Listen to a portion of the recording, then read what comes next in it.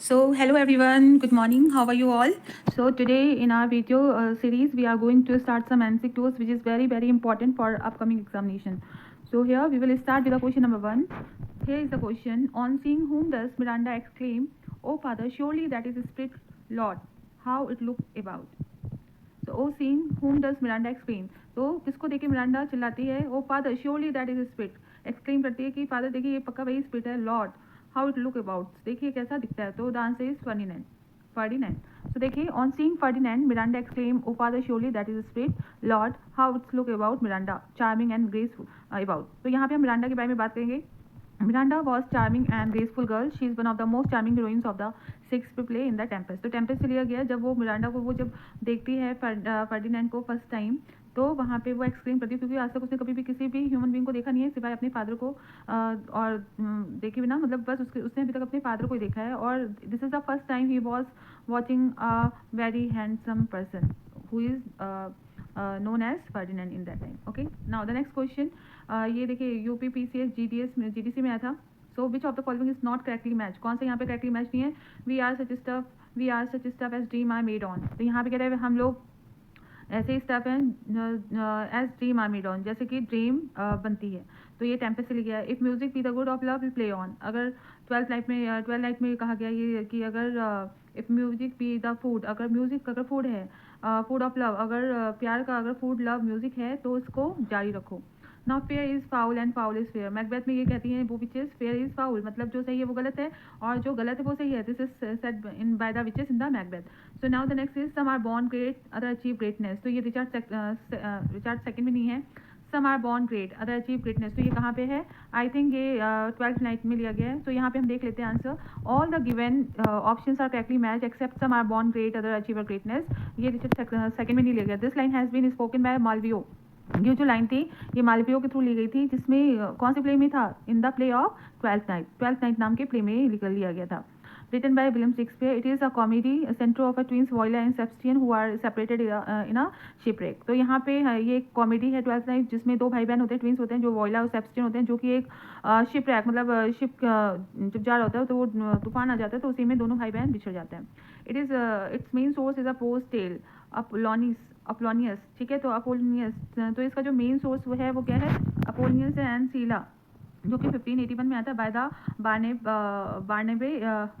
बार्नेब रिचे के थ्रू ये आया था। तो ये इंपॉर्टेंट लाइन है, आप इसको कहीं ना कहीं इसको क्या कर सकते हैं, इसको आप और अंडरलाइन कर सकते हैं, है ना। So it is very important thing, तो यहाँ पे आया है ये, तो सॉरी इसको हम देख सकते हैं, and that's why we can use here 1581 में Barnabe Riche and English version of Italian tale by Cinthio novellas, ठीक है, Italian tale by the Cinthio novellas के थ्रू आया था।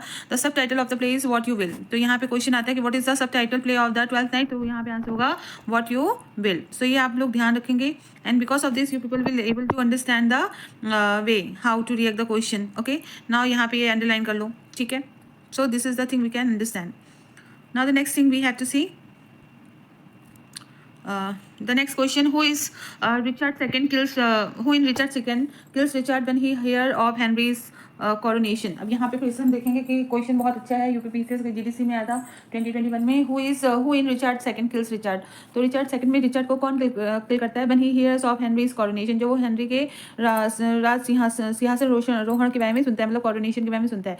तो it is the answer is Piers Exton, क्या है answer? Pier एक्सटॉन इसका आंसर है। तो यहाँ पे देख लेते हैं आंसर, पायर एक्सटॉन किल। तो यहाँ पे हम एक बार थोड़ा पेन को ठीक कर लेते हैं, बिकॉज पेन का जो है ब्रश बहुत ही ज़्यादा ठीक है, and because of this we are not able to clear. तो यहाँ पे पायर्स एक्सटॉन है, किल रिचर्ड, तो ये किसको किल करता है? रिचर्ड को करता है। और when he hears Henry coronation, जो वो हेनरी के कॉरोनेशन के बारे में in the play Richard second, it is a historical play written around 1595। तो ये एक हिस्टोरिकल प्ले है जो कि 1595 में हुआ था, and based on the life of king Richard second. ये कहीं ना कहीं बेस्ड है, किसकी लाइफ पे बेस्ड है? It is based on king Richard second of England and chronicles his downfall and the machination of the novels. William Shakespeare has written 37 play and 154 sonnet in entire career. The play Richard II was performed at the Globe Theatre on 12 June 1631. ठीक है। Now the next thing we can see here, the historical play of Shakespeare covered the period of English history तो यहाँ पे अगर हम बात करें जो विलियम शेक्सपियर के जो हिस्टोरिकल प्ले हैं वो कवर करते हैं, क्या कवर करते हैं, period of English history of England over period of about 350 years. तो कहीं ना कहीं इसके जो प्ले हैं वो इंग्लैंड की हिस्ट्री को कवर करते हैं, जो कि 350 साल तक कहीं ना कहीं फैला हुआ था। Okay, now the next question here we can see here again, present fears are less than horrible imagining very important line we can see here, present fear are less than horrible imagining। तो अगर ये आप अपने present life में भी ऐसे motivation के लिए यूज करते हैं, प्रेजेंट फियर जो हमारा प्रेजेंट फियर है आर लेस है किसे, हॉरिबल इमेजिनिंग से, किससे, हॉरिबल इमेजिनिंग से। तो ये कौन कहता है, ये मैकबेथ ये लाइन कहता है। क्यों मैकबेथ ये लाइन कहता है, यहाँ पे हम देखेंगे the given famous speech present affair are less than horrible imagining is spoken by Macbeth in the play Macbeth act 1 scene 2। तो ये क्या कहते हैं, एक्ट 1 सीन 2 सीन 3 में बोलता है Macbeth the play Macbeth is a tragedy written by William Shakespeare. तो ये हमें पता है, ठीक है, Shakespeare in about 1606 first publish the first folio of 1623 by Heminges and Condell. तो कहते हैं शेक्सपियर इन अबाउट 1606। तो जो ये शेक्सपियर ने स्टार्ट किया था एंड मतलब मैकबेथ कब लिखा गया था, 1606 में लिखा गया था और publish in the first folio, सबसे पहले फर्स्ट फोलियो में ये पब्लिश हुआ था कब, 1623 में बाय हेमिंग्स एंड कॉन्डेल। आपको पता ही है the source of the play is Holinshed's chronicles. तो बहुत इंपॉर्टेंट है, सोर्स क्या है, सोर्स है प्ले का हॉलिसेंस क्रॉनिकल इसका सोर्स है, जो कि 1587 में आया था ना। Hero of the play is Macbeth and heroine of the play is lady Macbeth. तो ये आप ध्यान रखेंगे। तो again we will revive the answer that Macbeth कब आया, 1606 में आया, ठीक है।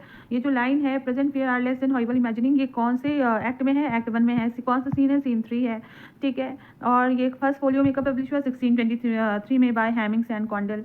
The source of the play is Holinshed chronicles, और वो कब आया, हॉलिसन क्रॉनिकल्स 1587 में, ठीक है। तो these are the 5 question from the one question. Again we can see the next question, in the Tempest what are the Miranda and Ferdinand doing in the final scene. तो यहाँ पे कहते हैं कि जो आपके टेम्पेस्ट में जो मिरांडा थी और जो ये फर्डिनेंड थे वो फाइनल सीन में क्या कर रहे थे, तो दे वर प्लेइंग द चेस, वो उस टाइम पे चेस को प्ले कर रहे थे, है ना। तो यहाँ पे देखो in the Tempest Miranda and Ferdinand were playing chess in the final scene. तो दोनों फाइनल सीन जब होते होते प्ले खत्म होते होते दोनों में फ्रेंडशिप हो गई होगी and they start playing the final chess. The Tempest is the last play by English dramatist William Shakespeare. तो हम देख सकते हैं कि ये क्लास प्ले था and there are 5 act in the play, और कहीं ना कहीं इसमें कितने प्ले थे, 5 एक्ट थे and first written and perform about 1611। तो हमने मैकबेथ को कब देखा, 1606 में, और वहीं हमने टेम्पेस्ट को देखा 1611 में and publish in again in first folio. इसको भी पब्लिश करवाया गया था 1623 में, जो कि फर्स्ट फोलियो पब्लिश हुआ था किसके थ्रू, हेमिंग्स एंड कॉन्डेल के through. Now it is classified as a comedy in the first folio. तो ये क्लासिफाइड किया गया था कैसे, एज अ कॉमेडी के रूप में। तो टेम्पेस्ट वहाँ पे कॉमेडी था, लेकिन अगर हम बात करें मैकबेथ की तो that was the what, that is the shortest tragedy of Macbeth, ठीक है। तो वहाँ पे हम देख सकते हैं कि वो एक शॉर्टेस्ट ट्रेजेडी थी किसकी, मैकबेथ की। Now the next question we can see again, who called Shakespeare and upstart crow. Very important and very easier question, इसी क्वेश्चन इजी कह सकते हैं। तो this is your Robert Greene, है ना। हमने इसमें देखा था रॉबर्ट ग्रीन यूनिवर्सिटी में थे, तो उनको लगता था शेक्सपियर उनके कहीं ना कहीं उनके प्लेस को, उनके वर्क को कहीं ना कहीं कॉपी कर रहे हैं, इमिटेट कर रहे हैं। Because of this he given the statement for the Shakespeare that Shakespeare is an upstart crow, ठीक है। तो देखिए ये यूके पीएससी लेक्चर में 2020 में आया भी है। तो again we will see the solution here. So here Robert Greene is renowned for his connection with the Shakespeare. He attacked on Shakespeare in a grout worth of it. तो ये question है कि कहाँ पे उन्होंने उनको क्रिटिसाइज किया, तो that is grout worth of it, ठीक है। इसमें उन्होंने किया इज एन अपस्टार्ट को, उन्होंने उसको कहा कि उनको कहा कि ही वाज द अपस्टार्ट को ब्यूटिफाइड विदाउट फीदर। कहीं ना कहीं उसने अपने आप को ब्यूटिफाइड किया है हमारे फीदर से। सो एक टाइप का कमेंट है, ठीक है। It is the first reference to Shakespeare as a London dramatist. तो ये कहीं ना कहीं फर्स्ट रेफरेंस था जब वो लंदन के ड्रामेटिस्ट थे and he is Pandosto provided Shakespeare with the source of the winter tale.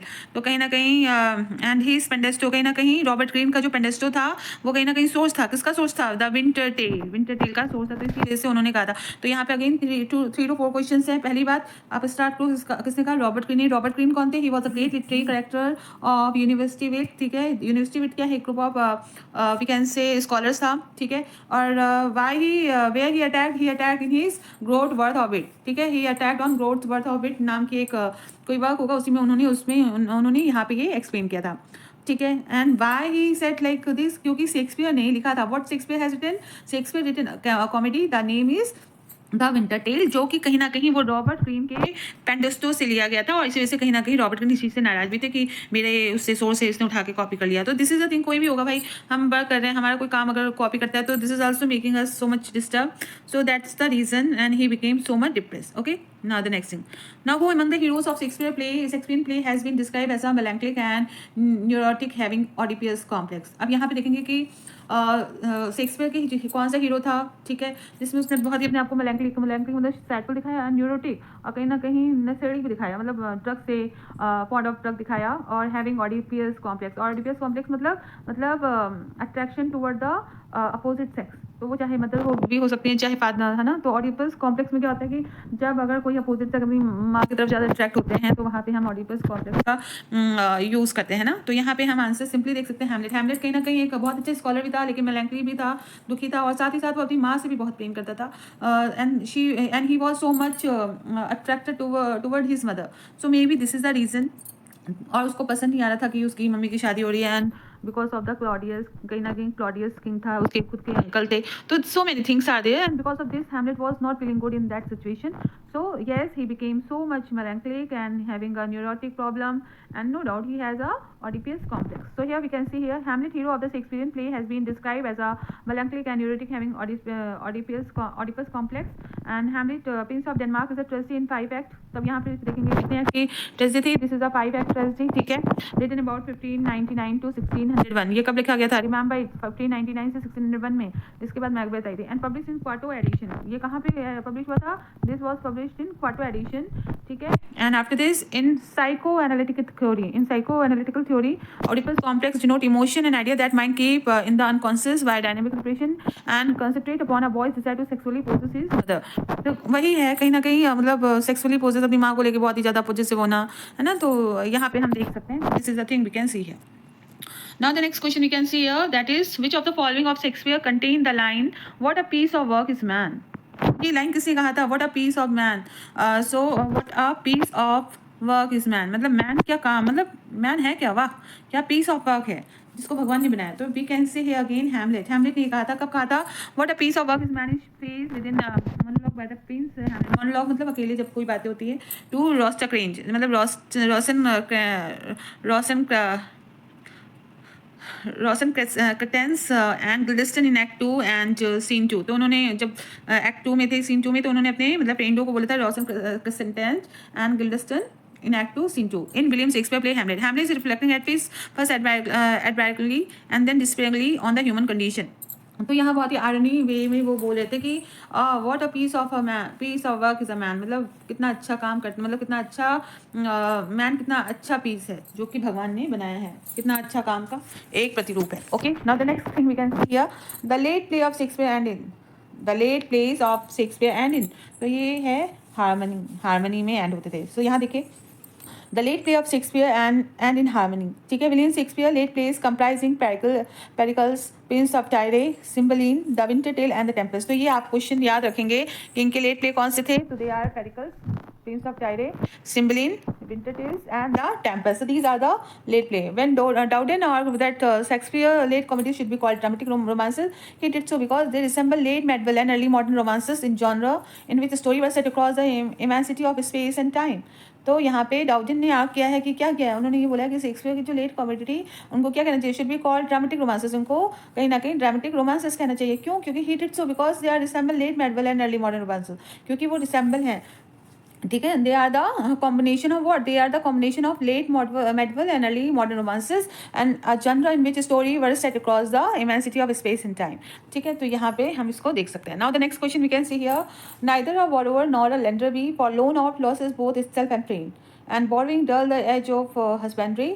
तो ये किसने कहा था? तो this statement set by the Polonius in Hamlet. तो उन्होंने कहा था जब पोलोनियस ने कहा था इन हैमलेट प्ले, जब वो अपने बच्चे को, जब वो उनका बेटा था, कौन, पोलोनियस का बेटा, और यहाँ पे ओफेलिया का भाई. तो यहाँ पे हम देख सकते हैं. सो जब वो पढ़ने के लिए जा रहा था तो वहाँ पे तब उसके फादर ने बोला था कि लियटीज, हाँ, जब वो जा रहा था कि पढ़ने के लिए, तो उसको उन्होंने कहा था कि neither a borrower nor a lender be, मतलब कभी भी किसी से बोरो मत करना, ना कभी अपने पैसे को कभी किसी को देना, क्योंकि whenever you will start giving the thing और you start taking the thing, you become losses yourself. तुम अपने आप को तो खो दोगे, अपनी फ्रेंडशिप भी खो दोगे उससे, और वो तुम्हारा जो फ्रेंड है जिसको तुम दे रहे हो वो भी कहीं ना कहीं तुमसे दूर हो जाएगा.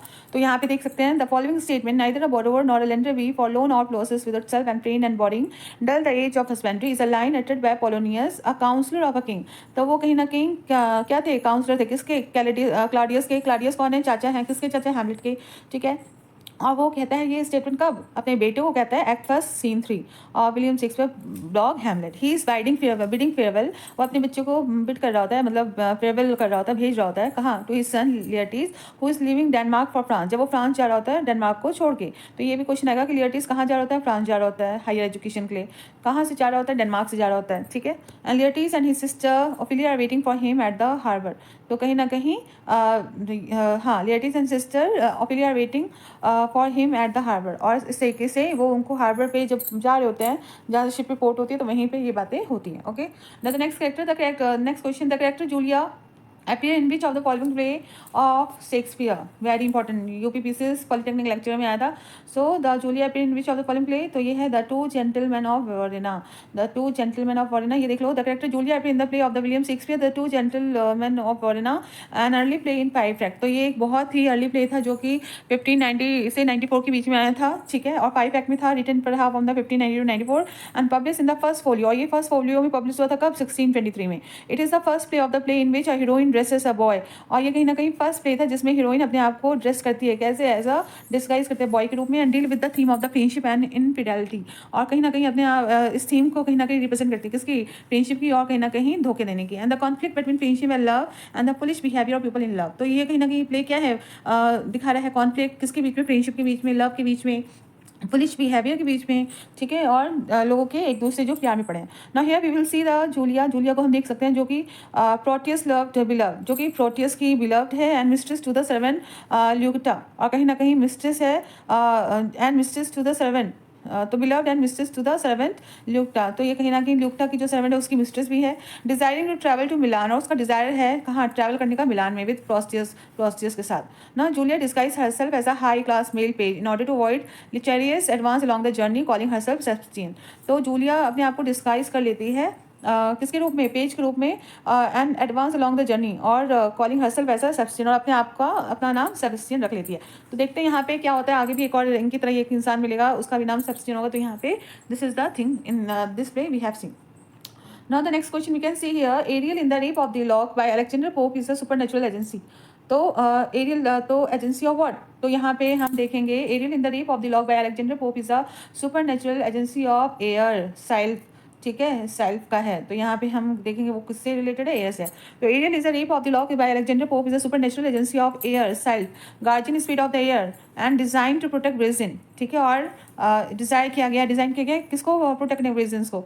ना distinguish from some of other overtly malicious supernatural being in the poem, the self who dwell into the air serve as a Belinda's personal guardian. तो कहीं ना कहीं वो बेलिंडास का पर्सनल गार्जियन है, and they are devoted lover like any women that reject mankind, and they are devoted lover like, और वो इतने डिवोटेड है like a lover to any women that reject Mankind, उस वुमेन को जो कि किसी भी मैनकाइंड के लव को रिजेक्ट कर सकती है। Now the next thing we can see here, what might the speaker mean he had addresses time in a Shakespearean sonnet and declared that I will be true despite thy scythe and thee. So again we will see what might the speaker mean that when he addresses, जब उसने address किया करता है time in the Shakespeare sonnet and declare I will be true despite the scythe and thee.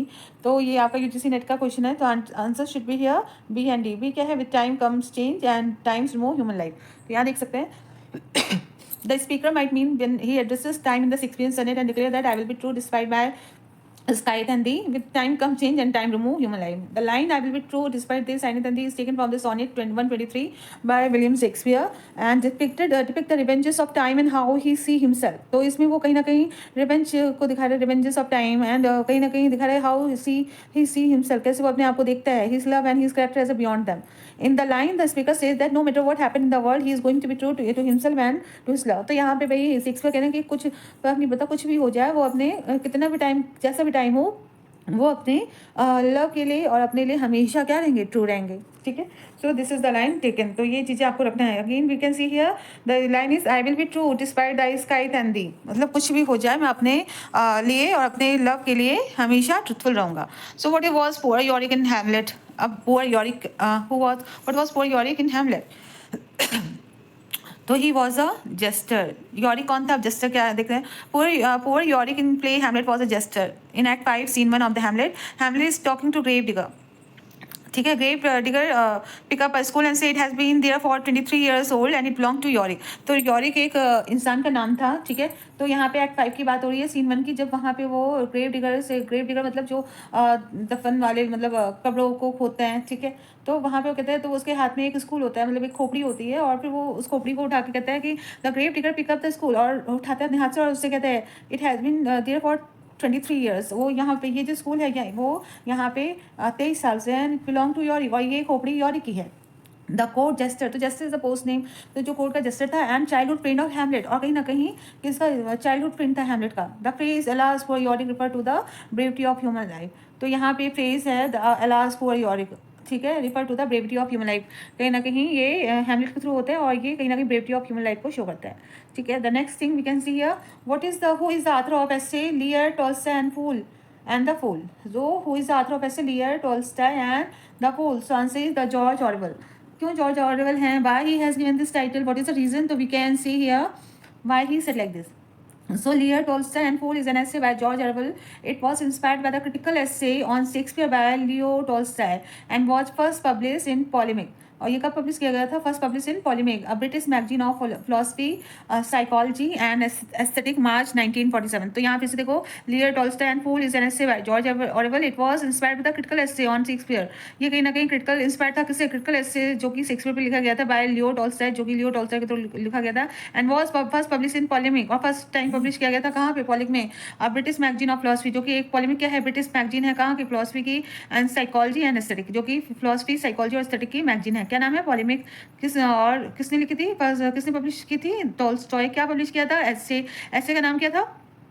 So essay was written by first polemic which is related to philosophy, psychology and aesthetic, March 1947. In this essay, Orwell analyzes Tolstoy criticism on Shakespeare work. तो यहाँ पे Orwell नहीं पढ़ा था, क्या essay में study किया था, ही स्टडी था Orwell analyzes Tolstoy, और Tolstoy ने क्या criticism किया था शेक्सपियर पे, उसको पढ़ा था, in journal and his attack on King Lear in particular, और साथ ही साथ उन्होंने particularly कहीं ना कहीं King Lear पे भी अटैक किया था, तो इसी के बारे में यहाँ पे लिखा गया था, और उसको स्टडी किसने किया, जॉर्ज ऑरवेल ने, ठीक है। Now the next question we can see here, which character in Hamlet uttered the line "Something is rotten in the state of Denmark"? Something is rotten in the state of Denmark. So this statement given by Marcellus. Marcellus. अब यहाँ पे देखेंगे Marcellus ने क्यों कहा है, the line "Something is rotten in the state of Denmark." This line is spoken by Marcellus in Act 1, Scene 4, 67, as he and Horatio debate whether or not follow to Hamlet and the goes into the dark night. तो यहाँ पे Marcellus और जो होरोशियो होता है, वो लोग देखते हैं फर्स्ट टाइम गोस्ट को। तो यहाँ पे एक्ट फर्स्ट की बात कर रहा है, सीन 4 की, ठीक है। एंड ही एंड होरोशियो डिबेट, वो लोग डिबेट करते हैं वेदर और नॉट फॉलो, उन्होंने उनको देखना चाहिए कि नहीं देखना चाहिए, फॉलो करना है हैमलेट को और उसके गोस्ट को इनटू द डार्क नाइट। तो something is rotten in the state of Denmark. Now the next character of Shakespeare play is the book of criticism written by, it is written by William Hazlitt.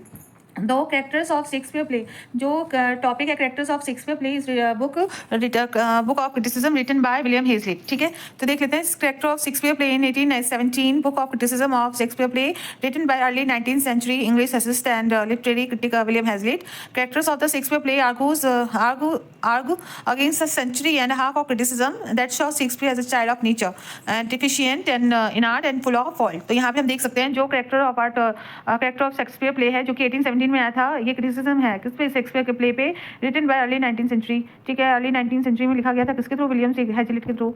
तो यहाँ पे उन्होंने क्या लिखा, उन्होंने argument की है against century and half of criticism, मतलब सेंचुरी के हाफ ऑफ से आधी से भी ज़्यादा क्रिटिसिज्म के, and that show Shakespeare as a child of nature, जिसमें कहीं ना कहीं वो देखते हैं शेक्सपियर को as a child of nature बालक समझते हैं किसका, नेचर का। डिफिशिएंट इन आर्ट, जो कि डिफिशिएंट है, मतलब एफिशिएंट नहीं है, art and full of fault, जो कि जिनमें उनकी गलतियाँ ढूंढी गई, उनमें उनको इमेच्योर बताया गया है, मतलब उनको एफिशिएंट न बोल के डिफिशिएंट बोला गया है। तो यहाँ पे इसकी स्टडी किसने की है, विलियम हैजलिट ने की है, ठीक है। Now which notorious critic of Shakespeare said this play was trivial and possibly bad, and what was the title of the work?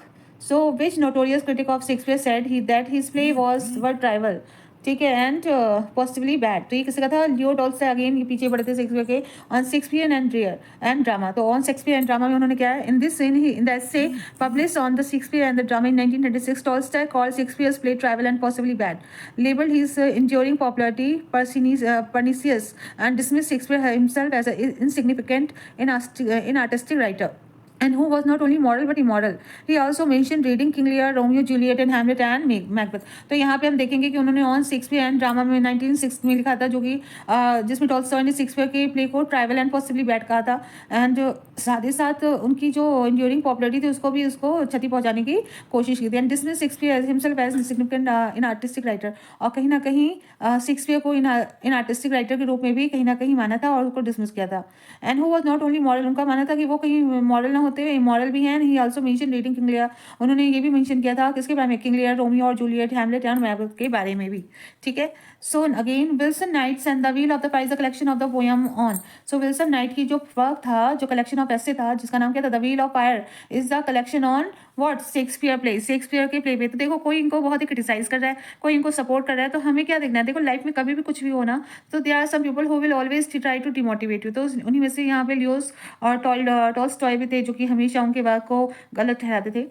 लेकिन कुछ ऐसे भी जो लोग थे जो उनको बहुत ही ज़्यादा क्या करते थे, सपोर्ट करते थे। तो यहाँ पे हम क्वेश्चन अगेन देखेंगे, G Wilson Knight the wheel of fire is the collection of essay. तो यहाँ पे तो यहाँ पे जो व्हील ऑफ फायर कलेक्शन है ऐसे का, वो किससे, शेक्सपियर के प्ले से है, जो कि जे विल्सन नाइट ने लिखा था। तो यहाँ देख लेते हैं, George Richard Wilson night 1897 to 1985 was an English literary critic and academic known for the particularly for the interpretation of the mythic content in literature and the Wheel of the Fire 1949। ठीक है, तो यहाँ पे हम देख सकते हैं, collection of essay on Shakespeare's play. He was also an actor and theatrical director and considered an outstanding lecture. तो हम देखेंगे जॉर्ज रिचर्ड विल्सन जो थे वो एक नाइट थे, जिनका जन्म कब हुआ था, 1897 में हुआ था, और डेथ कब हुई थी, 1985 में हुई थी, and was an English literary critic, और वो एक इंग्लिश लिटरेरी क्रिटिक थे एंड अकेडमिक, वो अच्छे थे किसमें, अकेडमिक में भी, known particularly for his interpretation of mythic, और कहीं ना कहीं वो जाने जाते थे किसके लिए, particularly interpretation of mythic content in literature. ठीक है, and the wheel of fire 1949 में आया था, एक कलेक्शन था किसका, शेक्सपियर के प्ले का, and he was also an actor and theatrical director and considered an outstanding lecturer. Now the next question we can see here, which commentator calls Shakespeare Hamlet an indifferent play, the line but mean। तो यहाँ पे फिर से देखो, विच commentator, कौन से commentator ने ये कहा था कि जो शेक्सपियर का जो हैमलेट है ना, एक इंडिफरेंट प्ले है, the line but mean, line के साथ तो है बट मीन के साथ भी है। तो ये किसने कहा था, अब्राहम राइट ने कहा था। सो अब्राहम राइट, ये क्वेश्चन आरपीएससी असिस्टेंट प्रोफेसर में है। तो यहाँ देखो, Abraham Wright put in the 1930 Hamlet was an indifferent play that lines but means the stories of death and interview at the Danish court was at new was with nearly all the Shakespeare play. Hamlet was adapted from other sources।